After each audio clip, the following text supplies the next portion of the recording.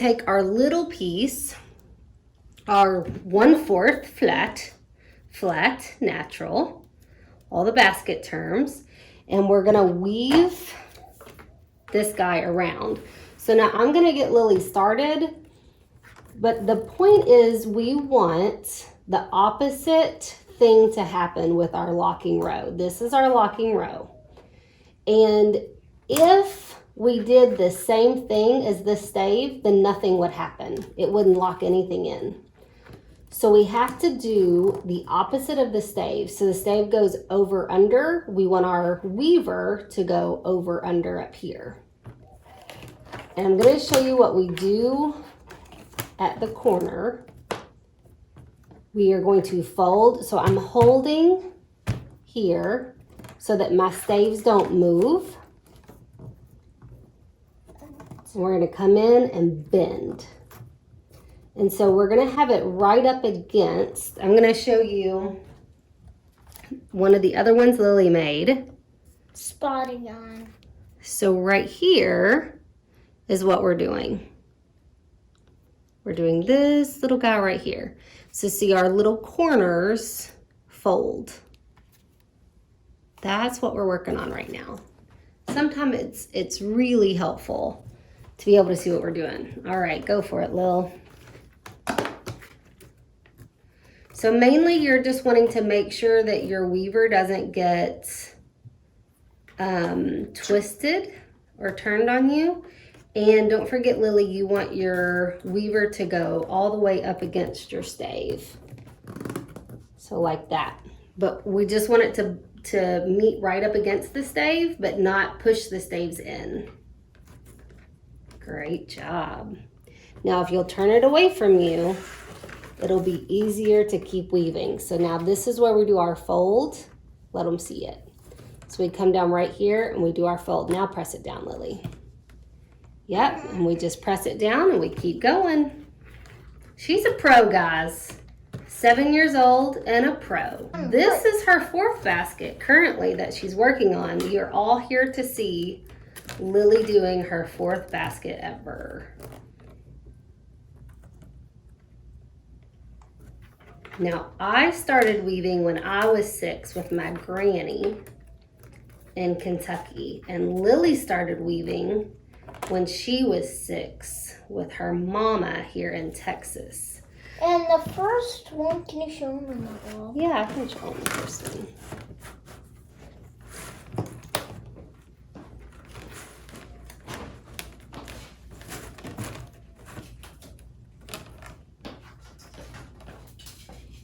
While Lily's weaving there, she wanted me to show you her first full basket. Now, when she was 4, see, she has her name and her date there, which is very important on your baskets to do your name and date. But when she was 4, she wanted to make a basket, and I kept telling her she wasn't quite ready. Let's do this right here. Need to pull this corner in a smidge. There we go. I kept telling her at 4 years old she wasn't quite ready to make a basket, but she insisted. And that was the Lily basket that you can find on the website. And she made it a whole 4 minutes. And then Mama finished it. But then this one, she did all on her own. Okay, so here we're at a big point in our basket that you all want to know how to do. So we started here. You start on the outside flush. Okay, and then you would come around, and before you tuck it behind this stave, you want to cut it where it's a hiding place. Yes, so just like that. So it goes to the stave next door. So this stave is where we started, and you go to the stave next door and tuck it under. Ta-da! That's what we do.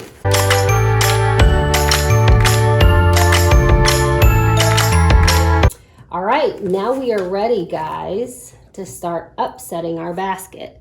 Well, we're gonna use our 3/8 weavers and upset our basket. So let's get these wet.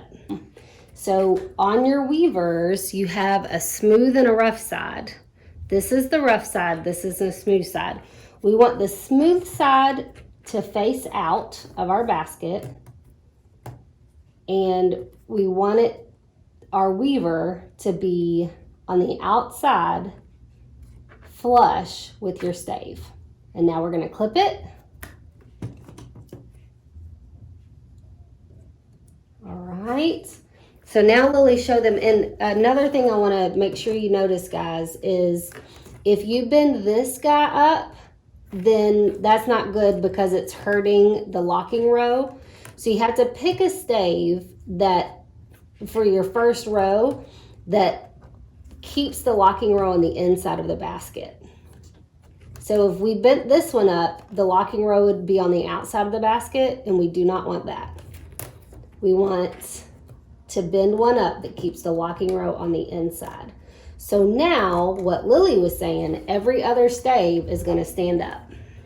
And you want to really push them up. Don't be afraid of breaking them. Your basket is damp where you had already had them wet. So now we're going to clip. So on your first, and if this is your first basket, then I would suggest that on your first row around, you use a clip on each stave. I wouldn't always say that after probably the first 3 baskets, but we just want basket weaving to be lovely and wonderful. And fun. And fun. So notice Lily's really pushing her staves over. So on your first row, you're not really weaving yet. You're just getting everything set up to weave. So remember, on your corners, you have to treat your corners just the same. So this one's up, this one's down, this one's up. So on your corners, you're going to have one that's standing up and one that isn't. And I just kind of shape my corners. And that's the big part. Like if you are younger and making your first basket, the big part for the adults is really shaping. That's kind of what I'm here for when Lily makes baskets, is making sure her stops and starts are right, and making sure that the shape is taking place. So we're really bending corners, making sure our rows are down tight.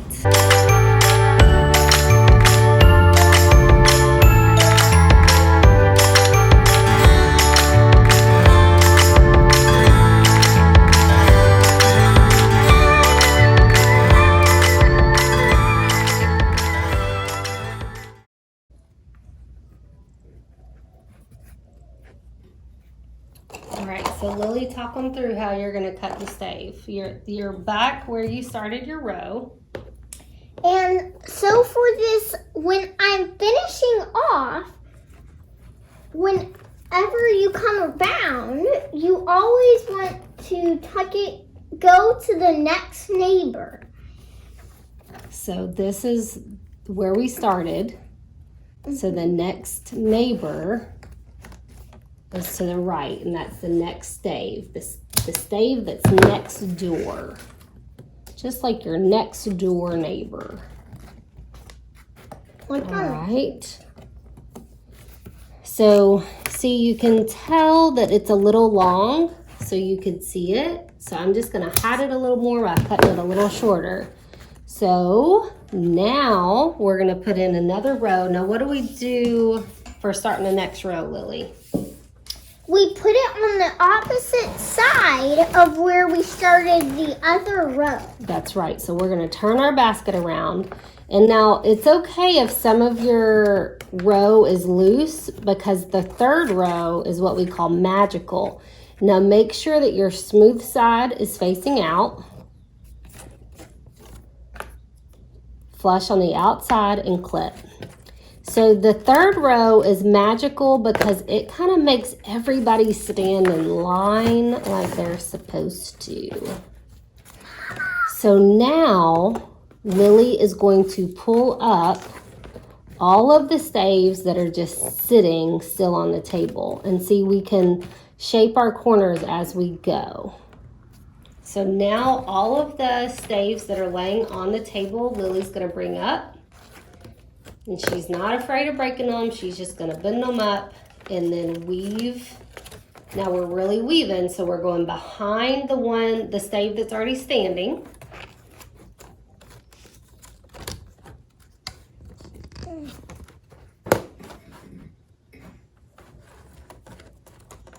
So see right here, guys, Lily's weavers are trying to pop out. Let's pull our hands back so they can see. So her weavers are trying to pull out on the first row, and that's okay. Just notice that, push it down, and try to get past it. So adults, this could be a great time to be helping hold on. And once we get to our third row, that won't happen. But this, we just have to get past that point because it wants to pop out, okay?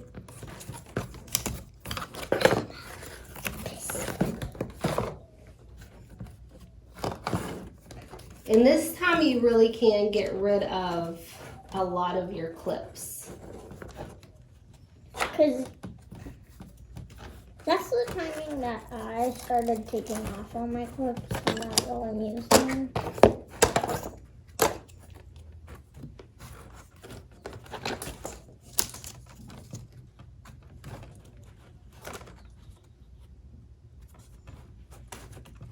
Don't forget to push your staves up, like really bend them. Don't be afraid of breaking them.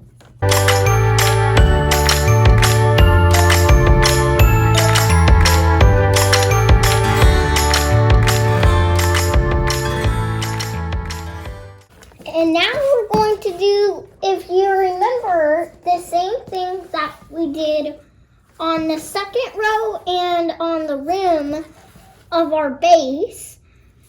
We tucked behind the second stave. So that's the same thing that we're going to be doing.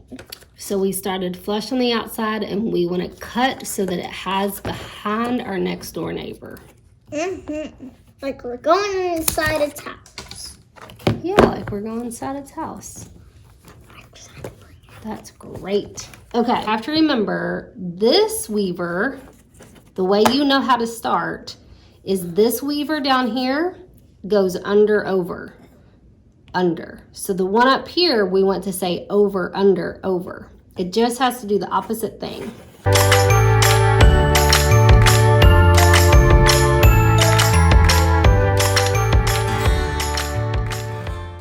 Such a great job.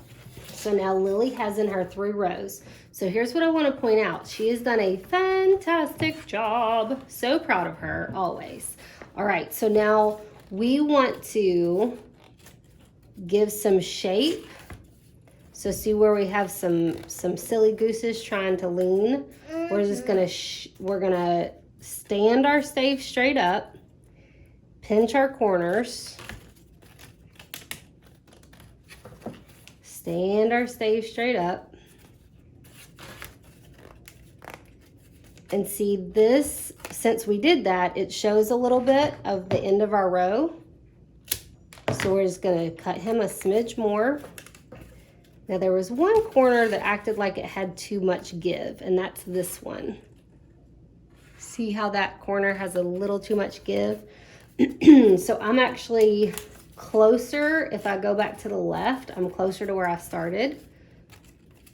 So I'm just gonna work that extra back around. And now my corner doesn't have too much give. Lily's corner. Lily's corner. So now I'm just bending, pushing everything down good and tight before we start our color. Now, depending on what colors you chose, you